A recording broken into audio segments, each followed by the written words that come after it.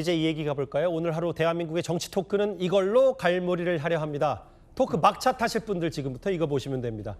유명 논객 두 분 모셨습니다. 이현정 의원, 박원석 의원 나오셨습니다. 어서 오십시오. 네, 안녕하세요. 예, 어서 오십시오. 일단 두 분과 함께 오늘 있었던 지방선거 이후 첫 국민의힘의 의원총회였습니다. 일단 예상보다는 상당수 의원들이 발언대에 올라서 장도혁 대표 면전에서 일제히 사퇴를 요구했는데요. 그 현장 목소리부터 들어보겠습니다.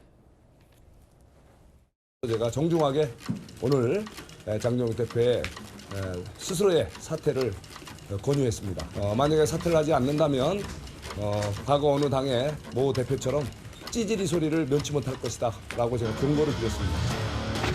대안과 미래의 해체를 요구합니다. 그렇지 않다면 대안 없는 미래로 명명하겠습니다. 그 어떤 대안도 없이 당 대표 사퇴를 줄기차게 요구해 왔습니다. 당권파와 비당권파 또 다른 목소리, 각기 다른 목소리 들어봤는데 먼저 이현정 의원님. 네. 맨날 사실 국민의힘 의원총회 별로 결론도 없었었는데 그렇죠. 오늘은 좀 뭔가 분위기가 달랐던 것 같아요. 그만큼 이번 의총이 절체절명인 상황에서 이루어졌다라고 보여집니다. 예. 그냥 꽤 어렵게 구성이 이루어졌습니다. 지난 6.3 선거 이후에 의원총회가 몇 번 있었습니다만은 그때마다 장도혁 대표가 참석을 하지 않았고, 예. 그리고 이제 다들 시간이 짧았어요. 근데 이번 같은 경우는 지금 일단 재선거 문제와 함께 그렇죠. 장도혁 대표 거취 문제에 대해서 이번마저도 이야기를 하지 않으면 이게 당이 꽤 어려워질 수 있다라는 의원들의 절박성, 그리고 이제 어떤 식이든지 좀 매듭을 지어야 되겠다는 어떤 필요성, 이것 때문에 오늘 이제 의총이 주목을 받은 거 아니겠습니까? 예. 그러니까 그만큼 처음에는 아마 장도혁 대표가 참석을 안 할 줄로 알았는데 본인도 참석을 했습니다. 1시간 정도 있었다고 하더라고요. 네. 그러면서 이제 의원들의 여러 가지 이야기를 들었는데 아마 제가 생각할 때도 의원들이 꽤 많은 의원들이 오늘 발언 때에 나섰고, 그러게요. 그리고 분명한 자기 입장들을 이야기를 한 것 같아요. 그동안 사실은 이 국민의힘 의총이 보면 일단 몇 명 모이지가 않았습니다. 맞아요. 그리고 발언하는 사람도 없었어요. 그렇죠. 그래서 그냥 흐지부지 끝났어요. 이제 그런 상태였는데 만약 오늘까지 그렇게 끝나면 국민의힘 전체가 아마 국민들로부터 상당히 이제 비난과 또 어떤 외면을 받을 수 있기 때문에 의원들도 굉장히 아마 큰 각오를 하고 사실상 이렇게 직접 면전에서, 사실 사람 면전에서 당신 물러나라고 이야기하기가 쉽지 않죠. 어렵지 않습니까? 예. 그런데 오늘 많은 의원들이 직접 이야기를 했다는 것은 그만큼 의원들에게도 절박성이 있었다는 생각이 듭니다. 저 버티면 찌질이 뭐 한 번만 제가 얘기할게요. 뭐 비속어라서. 근데 저게 기억을 되돌려 보니까 예전에 손학규 대표 물러나라고 바른미래당 몇몇 의원들이 저 표현을 많이 썼는데 그걸 송석진 의원이 그대로 인용했어요. 그 박원석 의원님. 예. 언론 보도만 제가 들어오기 전에 종합하니까 뭐 박형수, 윤한홍, 이종배, 조은희 이런 의원들도 뭐 비교적 개파색이 그렇게 짙은 사람들이 아닌데 장 대표 면전에서 요구했다. 뭔가 내부에서 장 대표 빼고 당권파 빼고 뭔가 전략을 좀 짰다고 봐야 되는 거예요? 그 전략을 정교하게 짰는지는 모르겠습니다만 예. 그만큼 공감대가 저는 넓은 거라고 보고요. 예. 지금 저 의총에서 그동안의 발언을 안 하다가 장도혁 대표 사퇴를 요구했다는 의원들의 면면을 보면 선수도 다양하고, 그렇죠. 지역적으로 보면 경북, 경남, 충북, 뭐 서울 이렇게 다 섞여 있어요. 그래서 저게 꼭 어떤 특정 지역 의원들만의 요구사항도 아닌 것 같고, 그렇죠. 기존에 결국에는 국민의힘의 주류는 TK, PK, 영남이었잖아요. 예. 근데 영남 의원들도 문제의 심각성을 느끼고 있다는 겁니다. 그러니까 이번 지방선거 결과를 보면 이제 국민의힘이 그동안에 쇄신 변화의 기회를 못 갖다가 예. 국민들이 최소한의 견제력을 행사하라 예. 라는 정도의 자격을 부여한 거예요. 근데 이 기회를 놓치게 된다면 국민의힘으로서는 수권 능력 회복이 어렵거든요. 예. 그러니까 모처럼 맞은 기회인데 장동혁 대표 체제는 이 기회를 살릴 수 있는 능력이나 역량을 못 보여줬습니다. 그동안에. 때문에 의원들로서도 그냥 넘어갈 수는 없는 거고, 장 대표는 어떻게든지 버티기에 들어갈 텐데, 저는 이 갈등이 한동안 지속되겠지만은 내년 8월까지 국민의힘 구성원들이 저걸 참을 수 있을까? 그 뒤에는 바로 총선인데, 예. 그래서 빨리 어쨌든 당 지도 체제를 바꿔서 총선에 대비해야 된다라는 생각이나 목소리가 갈수록 저는 설득력을 얻어갈 것 같아요. 그래서 예상보다 당대표 물러나라는 목소리가 오늘 좀 분출이 된 것 같고, 또 하나 얘기 있어요. 사실 이게 제일 중요한 것 같은데 화면을 한번 그래픽으로 봐야 될 것 같아요. 이현정 의원님. 네. 글쎄 오늘 의총이 좀 분위기가 달라졌다고 느꼈던 게 뭐냐면 장도혁 대표가 사실 현장이든 어디든 전면 재선거를 거쳤는데 이게 제동이 걸렸어요. 그러니까 안 된다. 16건 모두 아니고 7건만 소청하자. 오히려 사퇴 요구는 결론이 안 났는데 저게 좀 더 의미가 있어 보이거든요. 그렇죠. 사실은 그저께인가요? 그러니까 최고위원회를 하면서 예. 당시에 이제 최고위원 참석했던 정점식 원내대표가 재선거에 제자도 안 나왔다라고 이야기를 했는데 예. 당시 최보윤 수석 대변인이 발표한 거에 따르면 전면 재선거를 이야기를 했지 않습니까? 그래서 이거와 관련된 여러 가지 논란이 있었고 특히 오세훈 시장이 이 부분 관련해서 굉장히 불쾌감을 토로하니까 그렇죠. 정점식 대표가 전화를 해서 그게 아니다. 그냥 몇 군데만 하는 거다라고 이야기를 했잖아요. 근데 오늘 논의 결과를 보면 처음에 한 뭐 4-5가지 정도 안이 나왔다고 합니다. 예. 근데 대다수 의원들이 전면 재선거는 이거는 안 된다. 그리고 이제 확인된 7곳만 잠정적으로 하자라는 걸로 이제 의견이 모아졌다고 그래요.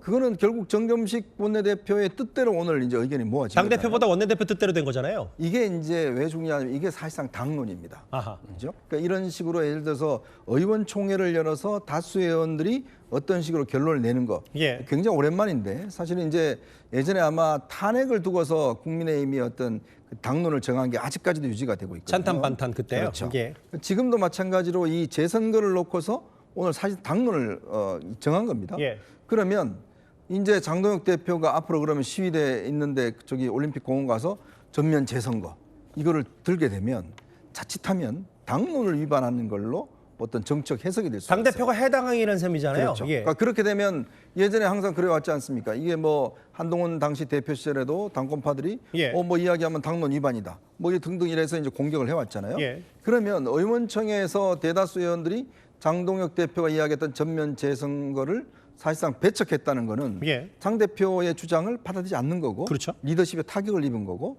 그러면 이제 앞으로 장 대표가 저 이제 올림픽 공원 가서 이제 이게 들고 전면 재선거 그다음에 부정선거 재선거 들고 하면 그러면 일부 의원들이 아니 당신들 우리가 논의했는데 그 당론 위반 아니냐 이렇게 이야기가 뭐 되면 아니면 이제 개인 자격으로 하는 거죠. 만약에 그렇죠. 진짜 하자면. 근데 예. 이제 개인 자격이 있는 게 아니라 당 대표기 때문에 예를 들어서 그러네요. 몇몇 의원들이 이거 예. 당론 위반이다 해서 윤리위원회에다가 제소를 하게 됩니다. 예. 어떡할 거예요?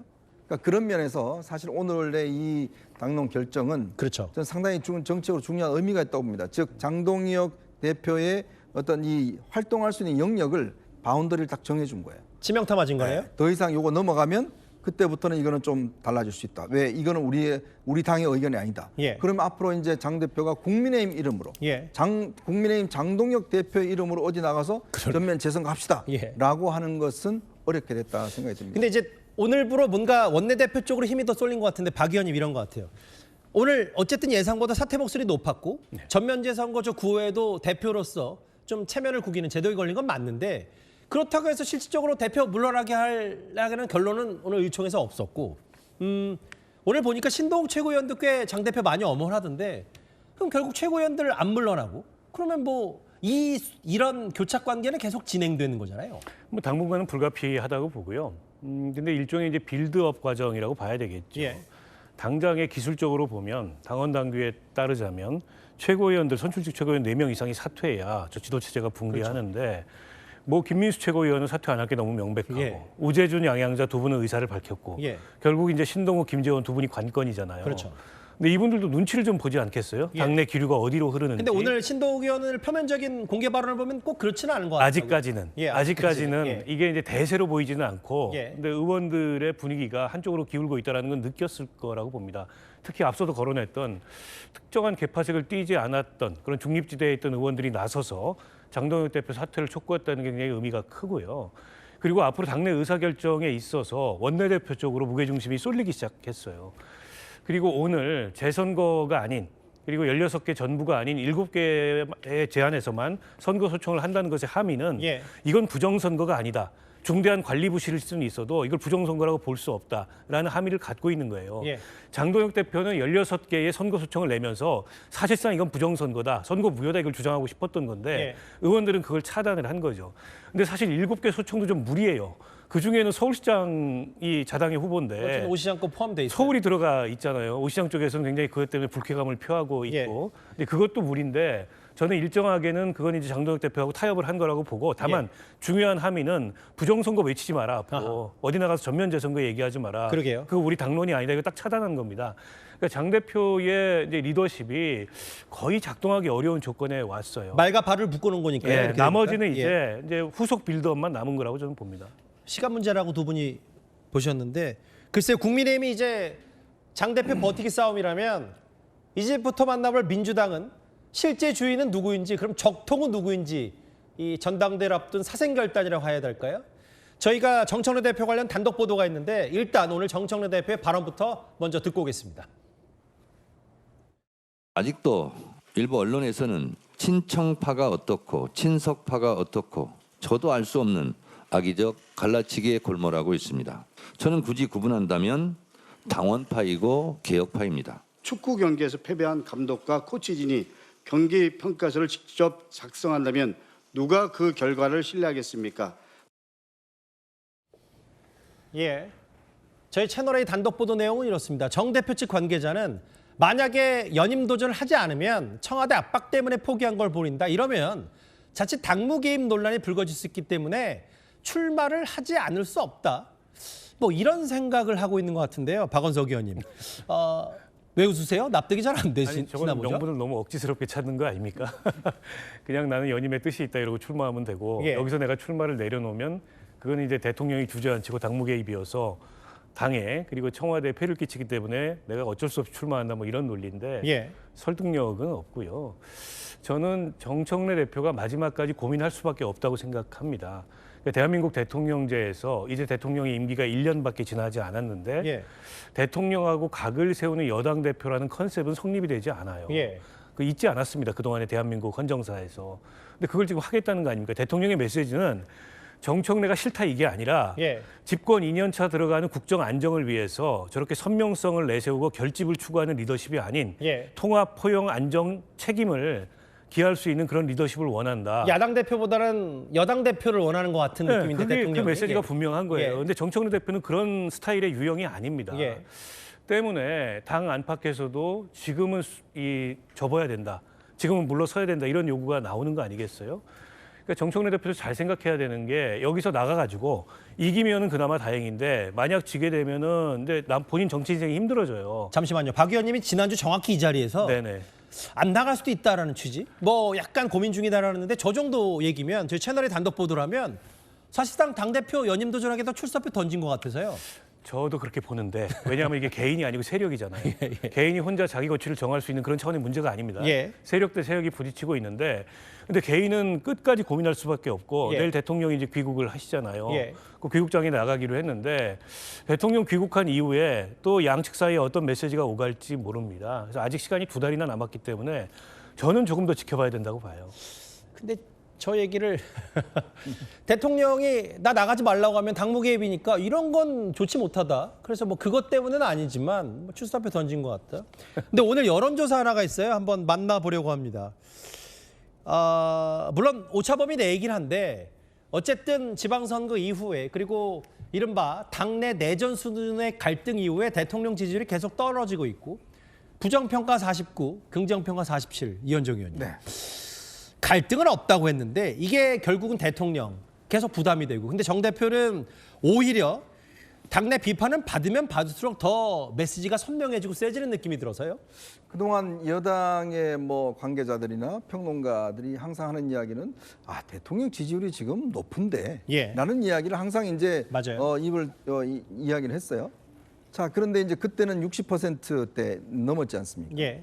근데 지금 오늘 조사를 보면 이재명 대통령 대선 득표율하고 비슷해져 버렸어요. 그러네요. 근데 대통령이 어떤 권한을 행사하기 위해서는 플러스 알파가 반드시 있어야 됩니다. 예. 아마 기억나시겠지만 윤석열 전 대통령이 이준석 대표 그때 퇴출, 그다음에 이제 강서구청장 보궐선거 패배 예. 이후에 지지율이 이제 많이 떨어졌죠. 계속 떨어졌죠. 예. 이제 그러면서 국정에 대한 장악력 자체도 많이 떨어졌거든요.